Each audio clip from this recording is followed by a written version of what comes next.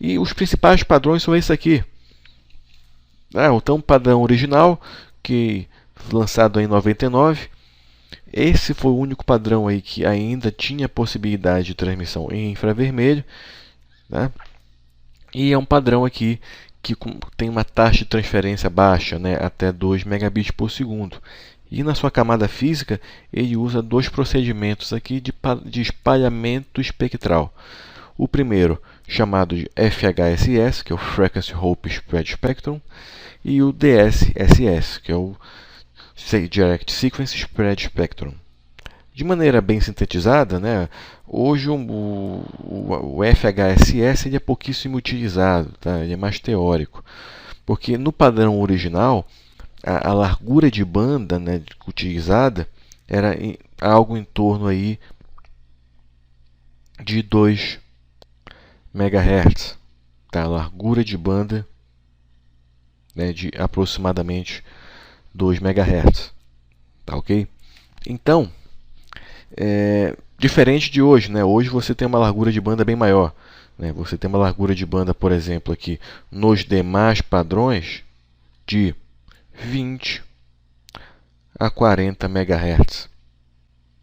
Por isso que você também consegue taxas de transmissão mais interessantes. Mas no FHSS você tinha aí inicialmente só essa largura de banda, talvez um pouco mais do que isso, tá bom?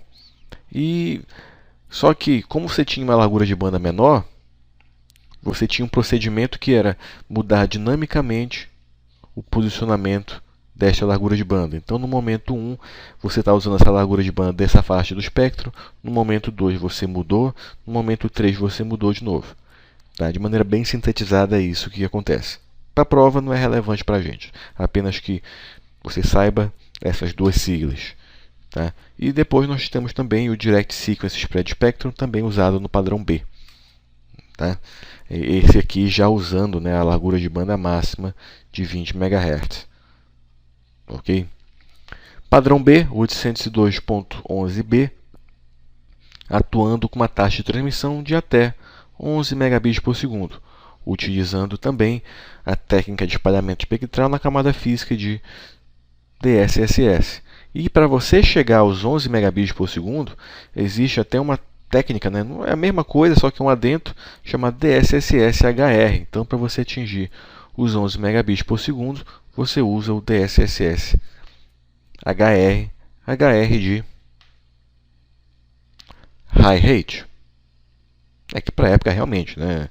Idos aí do início dos anos 2000, 11 megabits por segundo era uma taxa bem interessante. Posteriormente, o padrão 802.11a. Né? A princípio você pode até pensar, né? Pô, o Bruno errou a ordem, né?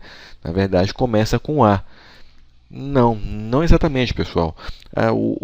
A padronização aí do 802.11a, muito embora ela tenha começado primeiro do que o do padrão B, ela demorou mais a ser finalizada. Ela finalizou aí alguns meses depois do padrão B aí ser colocado no mercado.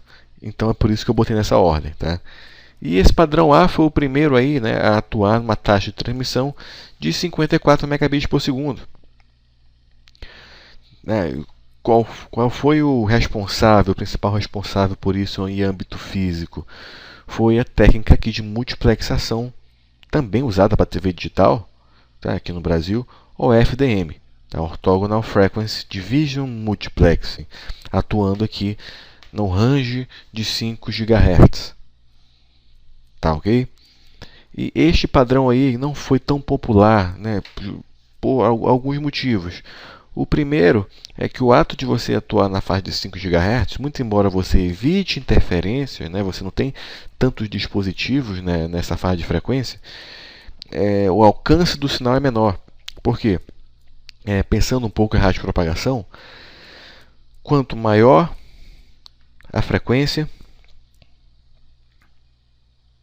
se a frequência for maior, o comprimento de onda reduz.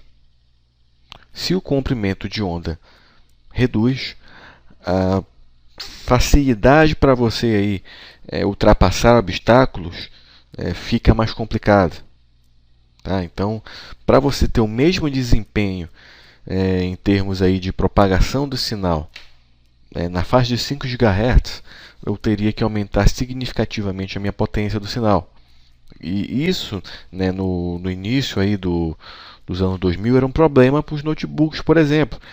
Né, os notebooks na época aí que não tinham desempenho tão bom no quesito bateria. Então a bateria realmente era descarregada muito rápido. Ainda hoje, né, nós temos esse tipo de problema, né, agora enfrentando nos smartphones. Tá? Então, do cunho de energia não era a melhor solução. Tá? Apesar de que, em teoria, chegava nessa taxa máxima de 54 megabits por segundo.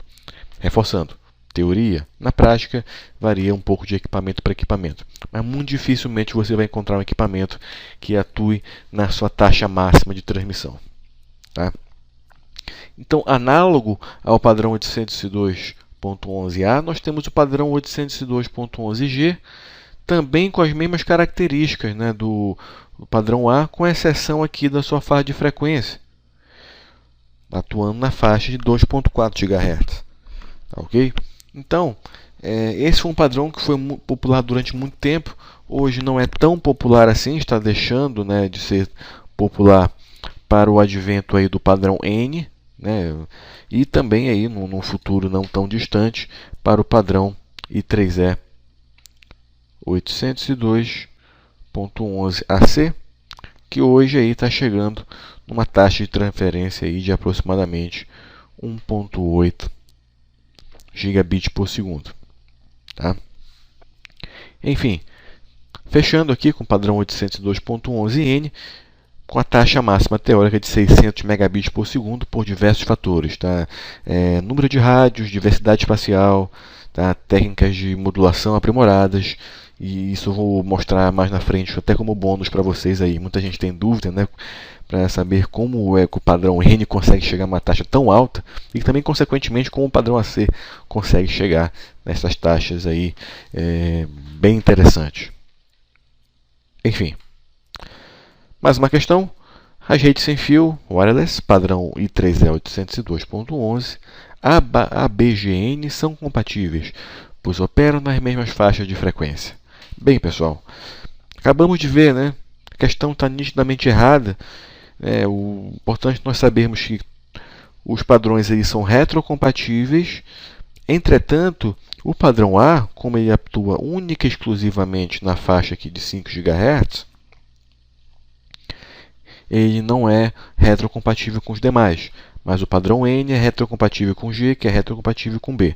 Não há nenhum problema com isso, pois ambos atuam na mesma faixa de frequência e também interoperam aí no tocante às suas técnicas de modulação e multiplexação e espalhamento espectral.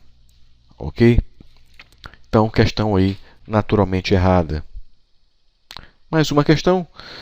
Uma rede local, né, sem fio, o access point concentra a comunicação entre os computadores, o que torna possível comunicar-se com o padrão I3E 802.11g, por exemplo, né? Naturalmente correto, né, pessoal? Você tem aqui, na verdade, um access point, e esse access point aqui interligado, né, com diversos dispositivos. Esse aqui é um modo chamado de infraestrutura, né?